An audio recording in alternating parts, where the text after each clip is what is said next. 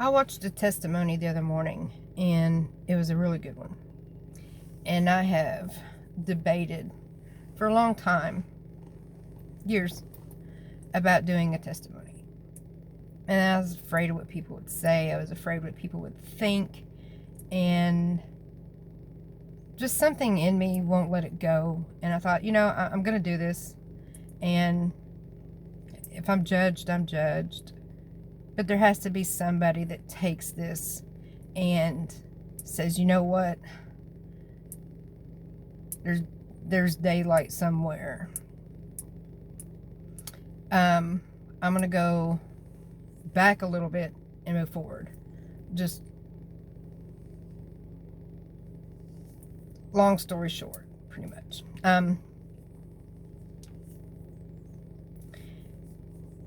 We make choices when we're younger and we're young.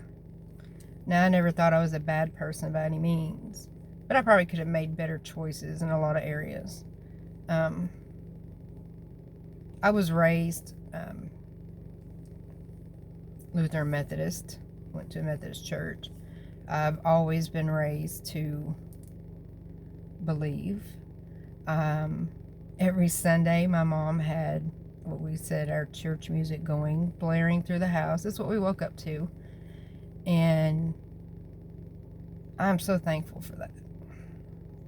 Because some of the things from when I was younger and the way I was raised has probably helped push me through a lot of events that have unfolded in my life that I've had no control over, to allow me to pick up and keep moving even when I just did not want to. I'm going to fast forward. I met somebody in my life, and this person is my world, really. And I married him. And even though his name is Gary, I call him Buddy. We call each other Buddy. It's just our own little thing. It has its own story. I don't think I've ever heard him call me Nancy, ever. Maybe once. But it's Buddy. So we get married. We got all these plans. And I had a medical issue come up 3 months after being married. 3 months. And I was devastated. But, he picked me up and carried me through it. And we're going to fast forward. After we got on our feet from that, we found out that I had a tubal pregnancy. And, well, that doesn't have an opportunity. And then we found out that I just couldn't carry. I could get pregnant, but I couldn't carry. My body won't carry. And we found out that, just couldn't carry. So I have a stepson, as far as I'm concerned, son. I don't use the word step. I think it shows division. That's just me. Everyone's allowed to address things how they address them. I think children already know their position, and it just wasn't for me. We all know our place, right? So he and I were so much alike. Tyler and I were so much alike. We had the same love of music and instruments, and we liked the same type of music, and I just loved him, and I love him. And we lost him months after he graduated. He graduated in May. His birthday was in November. We lost him that December, that is the one day of the year that I wake up with no alarm, even all these years later. And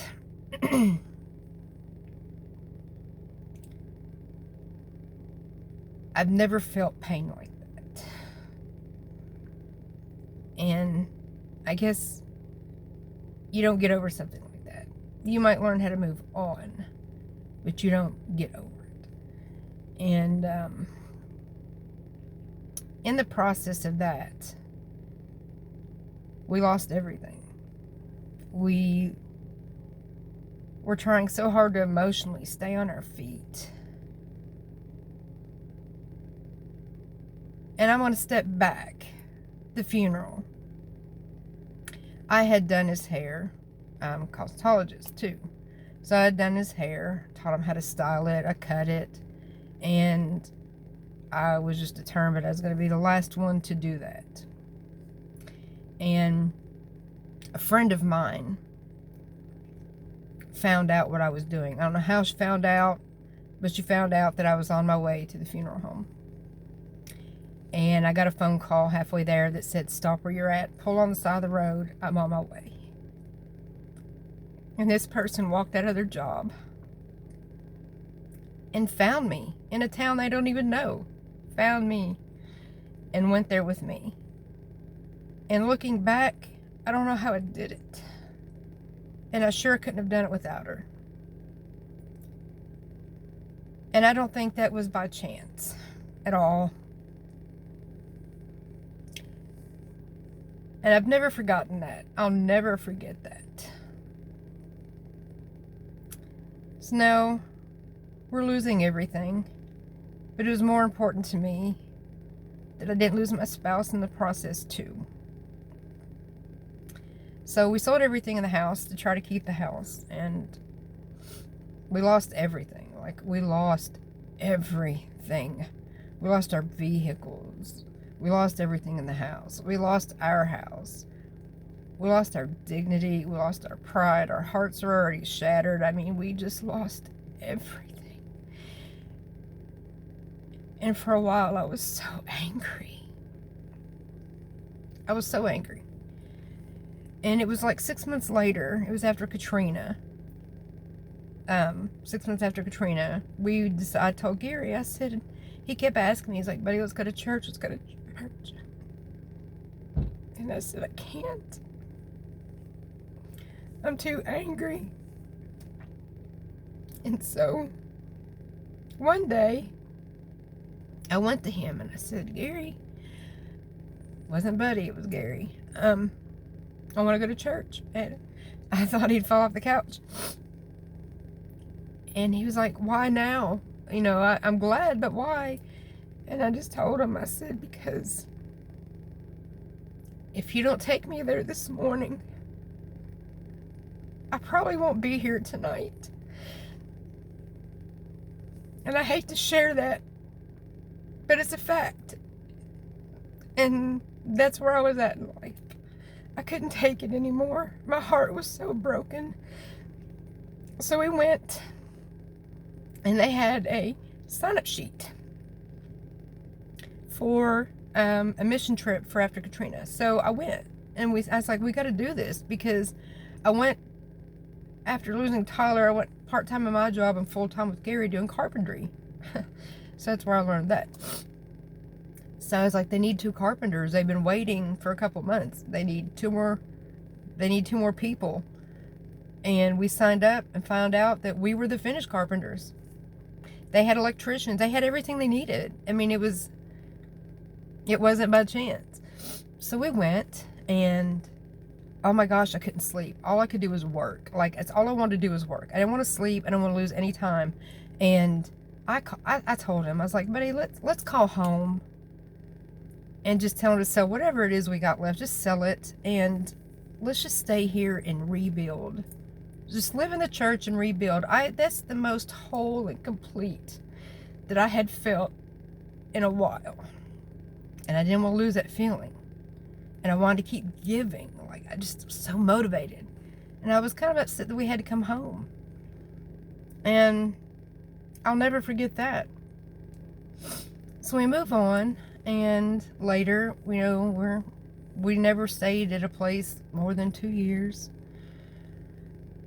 And I had some medical issues come up, and I had 80% maxillofacial bone loss. They didn't know till they went in, and it was a shell getting ready to cave in, and they had to rebuild all of this, you know. So yeah, I wear makeup in places I probably shouldn't, and I try to make sure that, not that I'm always on cue per se. The reason I do is because my face gets scanned, like I'm down to once a year now.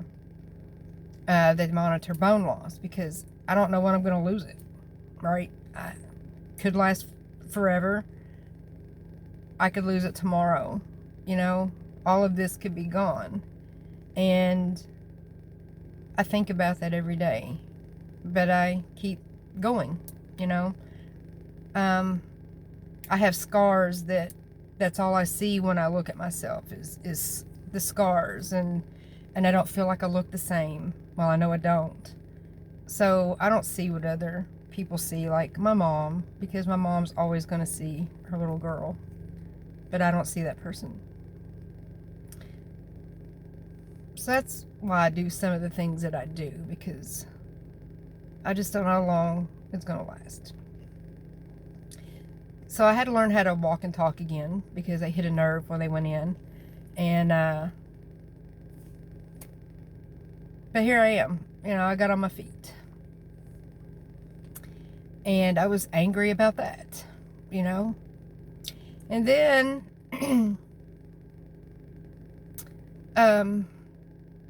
we're going to fast forward, long story short. 12 years later, we decided, you know what? 14 years later, we're going to settle down. It's time to buy a home. It's time to get our roots back and have a place that is home. So we did that. And we are the finished carpenters. We ended up gutting this house. Unexpectedly. Gutted. And 3 months in, I walk out in the yard because it's too quiet. And I'm like, what in the world is too quiet? So I walk out and I find my husband blacked out in the yard. So fast forward to that, they found out that he was born with fluid on his brain, and there was an ear infection. Anyway, it became an issue. It broke loose, the fluid traveled out of his brain. Power packed hydrocephalus that was there, that no one knew was there. He never knew it was there. Nobody knew it was there. And now it's an issue. So he's got fluid on the brain. He's got, from when he was younger, because of the fluid on his brain, we all made choices when we were younger. When he drank, it crystallized around his brain. So it was starting, because of the pressure on the brain, the crystallizing, we were looking at dementia setting in if they didn't do something. And they weren't doing much. And that was a battle. So he wound up getting a shunt in, finally. And he was walking better. I thought he was having many strokes. We'll kind of find out it was all the fluid on the brain. So got him straight on that, and his speech was getting better, and his walking was getting better, and he was just getting better. And then 3 months after the shunt went in, he fell 20 feet, face first, in our living room floor.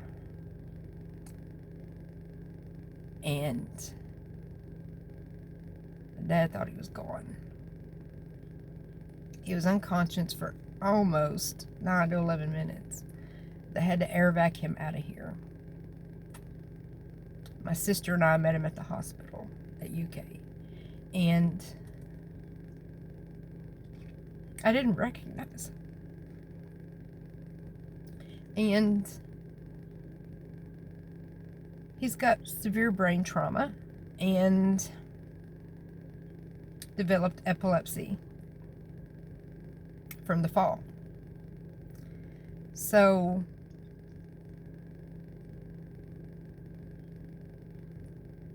now we're dealing with that. While he was in the hospital, they also found a nodule on one of his lungs that was going to have to be addressed, but because of everything happening, it would be addressed later. There were other things that needed to be addressed now. So he tried going to work. The man was struggling. I was watching him struggle in a way.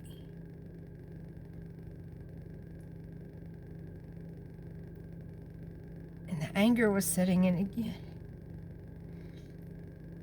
He had a petit mal seizure on me in the car while I was driving to Danville one day. So we found out, I didn't know that he was out of his medication. He'd been out for a day. So we found out that he cannot be without this medication at all, ever, not one day. And I was so angry. Not at him, but in my head I'm thinking, why?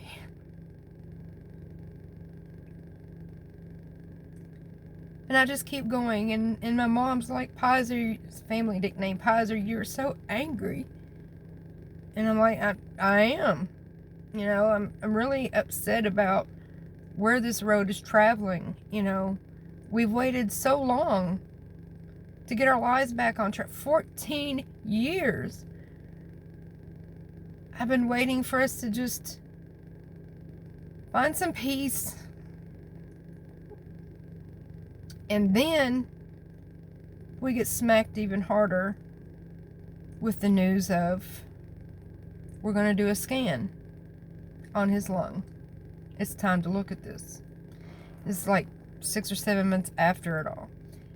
And it is now a full-blown stage 2 lung cancer.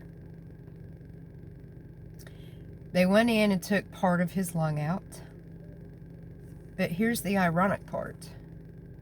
What they took out, he had an extra behind it. An exact extra behind it.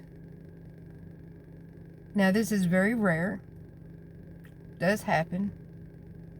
And you know, I just wasn't even shocked. I couldn't be shocked. Everything I've witnessed from him, couldn't be shocked.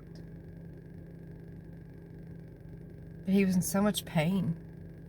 And then they started chemo.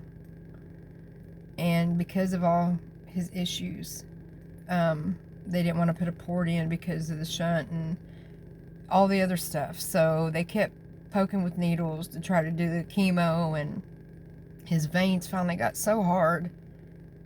That's the first time I've never heard of this or seen it. I saw the needle literally bend. They couldn't get it in. His vein, all of his veins is hard, and they tried up in the neck, they tried the arms, the legs, the calves, they tried everywhere. They could not get this in. So they wound up having to get permission from the shunt surgeon, and they put the port in, finally. This man went through so much. Then I was watching him wither away right in front of me. And I'm like, this isn't fair. I deep down didn't think he was going to survive this. He had lost so much weight, I could see the bones in his back. He was sleeping 20 hours a day. He was nauseous all the time. And there wasn't anything that I could think of to do. I was angry. I was so angry that this was happening. And in the meantime, I'm trying to get this house finished so that he has a peaceful place to lay down and sleep, because we were sleeping on an air mattress between a wall and the washer and dryer. You know, nothing was done in this house. And I had a great amount of people come in here and help me with this house. The electric. I went as far as I could go on the cathedral ceiling.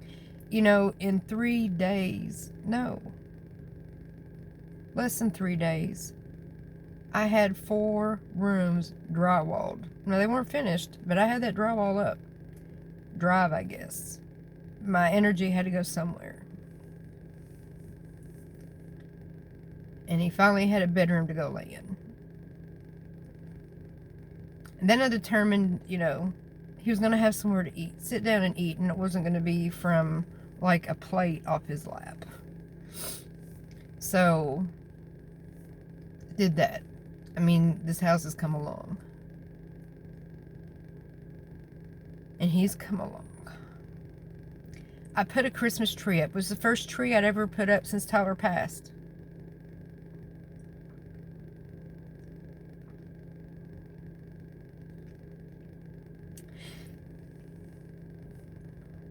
Because I thought it was my last Christmas with my husband. And I put that tree up. I decorated it. I had Christmas music playing. We were confined to the kitchen in the one room.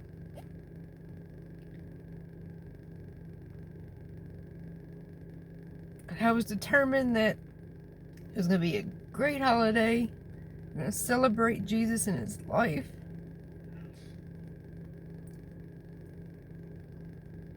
And I was trying to come to grips that I was going to lose him. But I didn't. He made it through. That man bounced right back. So, we're like, okay, he went in remission in that April, and we're like, great. We're past this. Everything's back on track, and we're going to pick up where we left off with our plans and our life, and we're going to move on. And we were doing that. And then they found more cancer this November. They think it's from the surgery last year. You know, some particles probably dropped, and it took this long to find the growth. You just can't stop that stuff. It just... And this is outside the lung. It's lung cancer, but it's outside the lung. And it's right between the lung and the bronchular. So they're shooting radiation Monday through Friday to hit this. And then he does chemo every Friday with the radiation. So it's a Monday through Friday. And I hit it early this time. As soon as I heard the news. Anger. And then I'm like, you're gaining weight. Now, right now, because they're talking about a feeding tube, which wasn't even discussed last time. We're talking about a feeding tube, which has its own dangers. I'm like, you're going to gain weight. And he's gained 25 pounds. He went from a size 28, 30. He's a 36, pushing 38. I am so thankful for that. And he's on his feet better. But now we're running into issues in his throat. And now you got the coronavirus that I have to be worried about bringing to him, or what it could do, you know. And he looks at me. We had these discussions, and he's like, buddy, you have to have faith.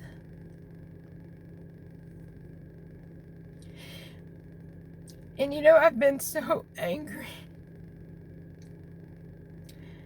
I don't have a future. I don't have children. You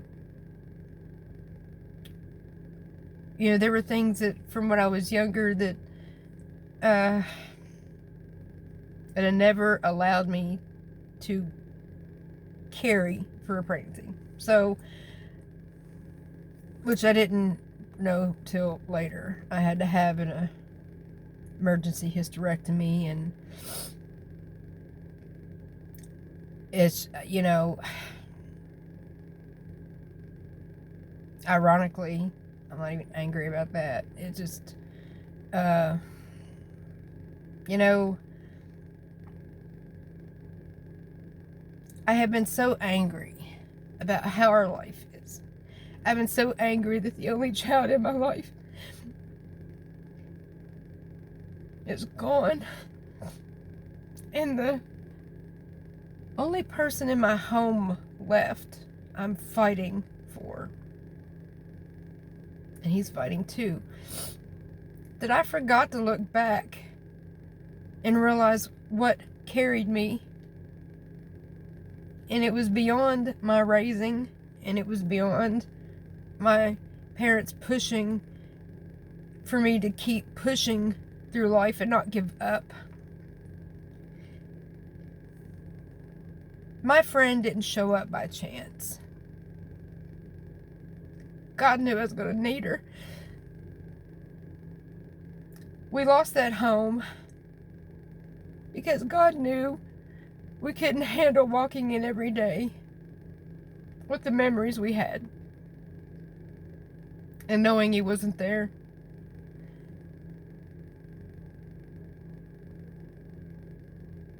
We moved around because this house is where we're supposed to be. It is, I can't explain to you the peace we have in it. Even with everything going on, the peace we have, it's ours. And if the events of his medical hadn't unfolded the way they did, the cancer wouldn't have been found until it was too late.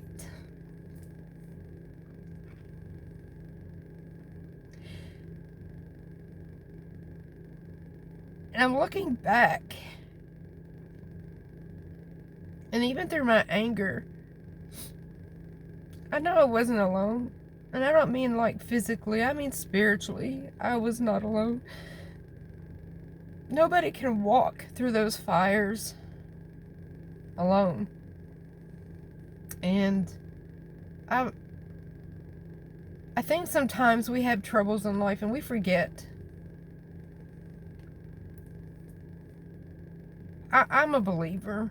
I'm a Christian, despite I'm not a perfect Christian. I'm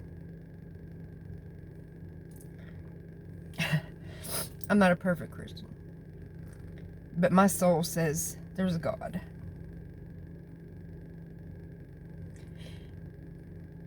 And He gave His only child for us. And how dare I feel the things that I have felt? But I feel them because I'm human. But what I know, He carried me through it all.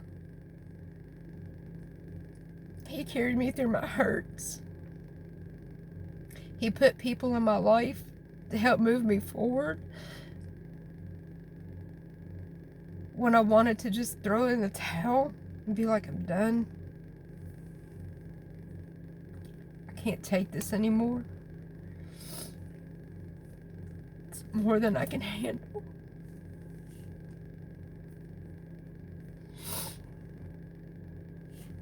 But He knew there was more to me. I don't know what I'm supposed to offer in this world.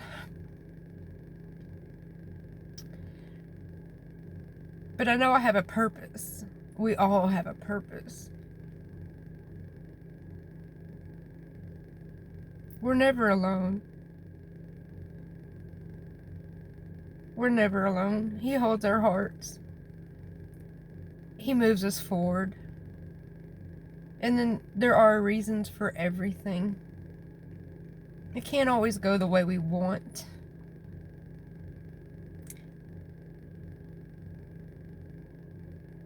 But whatever it is, we're not going to go through it alone. And I'm grateful for that. And sometimes I have to step back and I have to remember that. Gary and I have always, Buddy, Gary, have always talked about the Bible. And I think that's why he would get so upset with me. Because he knew I knew better. And he'd always tell me, I know you're hurting, but at that moment, I didn't want to hear that. And he's always told me, buddy, it's so simple, you're making it too hard. Yeah. So things in life get rough. There's some pretty bad hurts in life.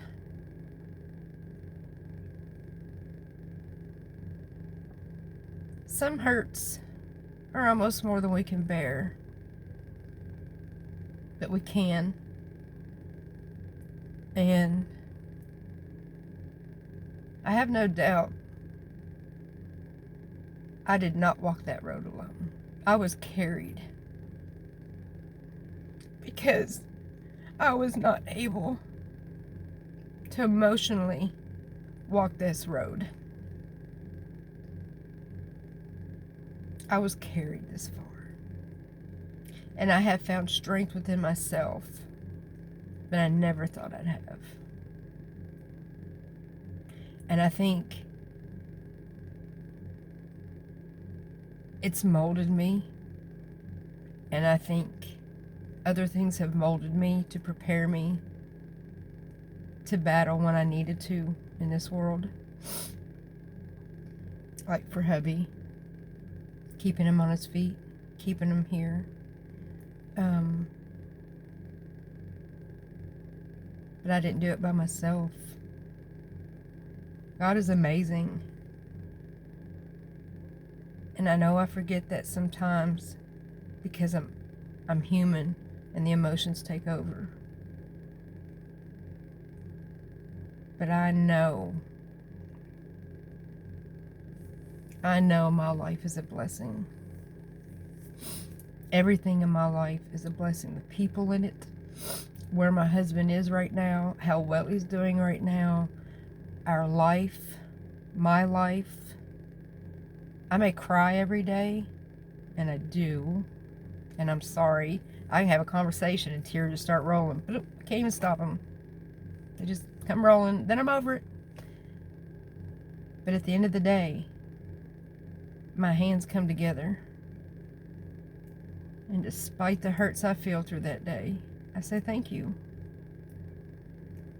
And I ask for his will to be done. I no longer ask for what I want. I've already learned. It's not about what I want. It's about his will be done.